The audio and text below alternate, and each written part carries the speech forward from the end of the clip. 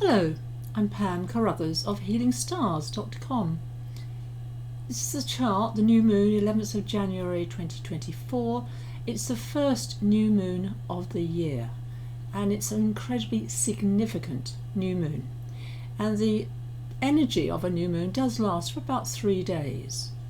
So I use whole signs to represent the houses, and here is the new moon in Capricorn.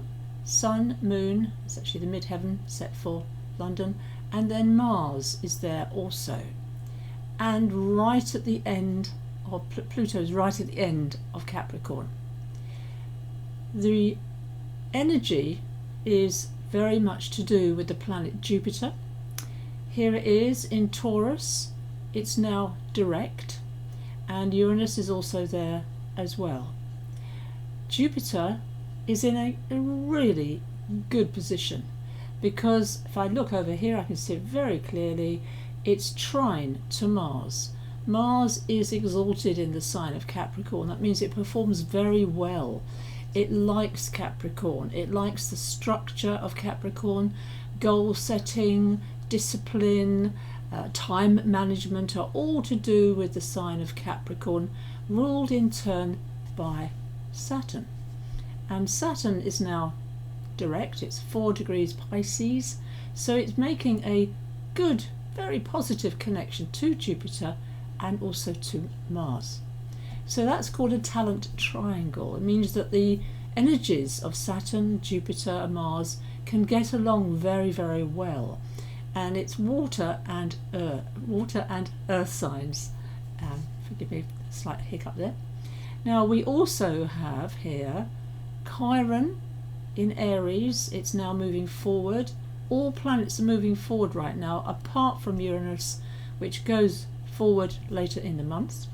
But Chiron here is in an incredibly good relationship to Venus in Sagittarius, and that is healing. Archetype of the wounded healer is Chiron.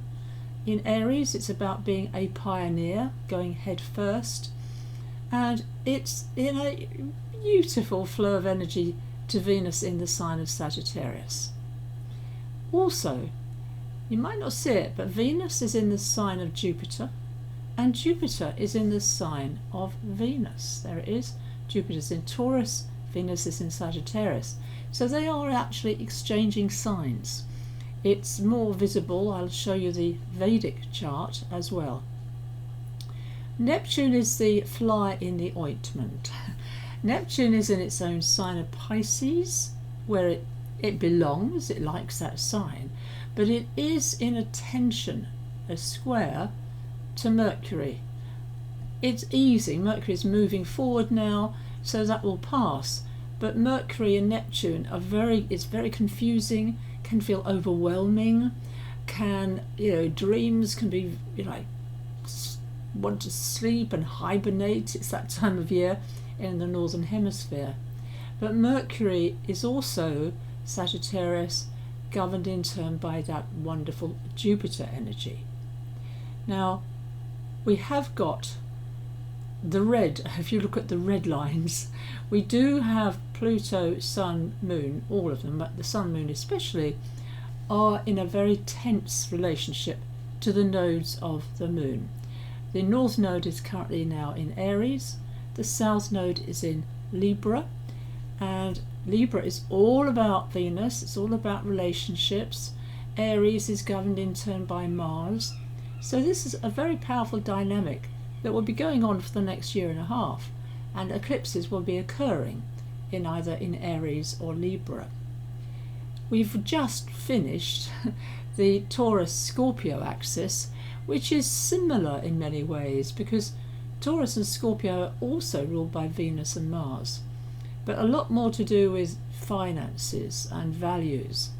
Now we need all systems go, and this new moon is really far better than January the 1st for setting intentions, using the power of manifesting and making a wish list.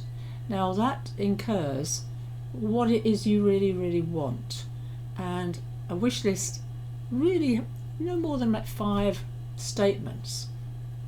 Too many goals too many wishes and it doesn't work. Get lost. And I've had experience of someone doing a course with me who had, it was a mile long, her wish list. So that the ego, you see, the ego can sabotage us very easily. But here we do have huge promise. Uranus itself is the other planet, 19 degrees, in a lovely flow of energy. That's another blue line to the new moon. So Uranus wants change. Most of us don't like change. We are maybe stubborn, fixed. It's in a fixed sign right now. Taurus is a fixed sign, but that's what it's talking about here. Is letting go of 2023, of any disappointments, any projects that didn't get it off the ground. And saying that, I've just given an online webinar last night, a workshop, and I was delighted. And when I was about to go to sleep, I realized by doing something online, I can of course connect with people from different countries. That's the bonus of the internet. It is a net after all. And so I'm going to be doing more of those, and I encourage you to look out for those, because a focus of a small group, and I gave a healing exercise which every person thought was really easy to do and very beneficial. So I'm going to introduce healing exercises in each of these online webinars that I do. So now I'm going to show you it's the same energy but viewed from a different point of view, and this is the Vedic chart. Now what you're seeing here are the same relationships that planets have, however they change sign, most of them, because Vedic astrology uses a sidereal zodiac, which is where the planets actually are in the constellations. Signs of the zodiac and constellations used to be the same, but over 2,000 years ago they've drifted apart. So here the Sun, the Moon, Midheaven, Mars, Mercury, they are all in the actual constellation of Sagittarius. That is a very powerful position for these planets. And Mercury, as you can see, has 3 degrees of Sag. It has been going backwards and forwards by its retrograde into Scorpio and then back. So that has been a really difficult time for all of us, apropos any kind of communication. However, now here's Jupiter. It's unencumbered now from, that's Rahu, it goes backwards through the zodiac, so it can give of its best. It's in Aries, and Mars is in Sagittarius. So they are creating what is called a Parivartana yoga, and also Jupiter, they're in each other's signs in other words, and Jupiter makes a 7th, 8th, 9th house aspect to all the Sagittarian planets, which is a very, very good, promising, real bonuses and benefits and good news, having faith as well. And that Jupiter stays in Aries until around May, and it will move into Taurus. The only other planet about to change sign, apart from the Sun of course, will be moving 3.5 days, it moves into Capricorn, but Venus also will be going into Sagittarius.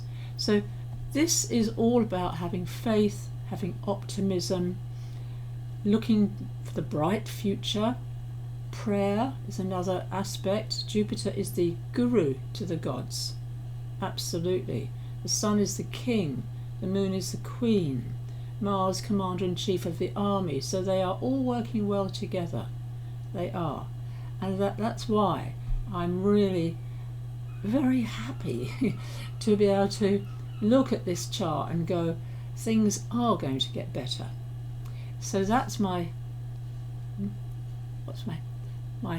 discussion my discussion for this incredibly powerful new moon. So please take some time, if not today, Saturday, It's the idea of a wish list is about 72 hours after a new moon. So we're still in that portal, right?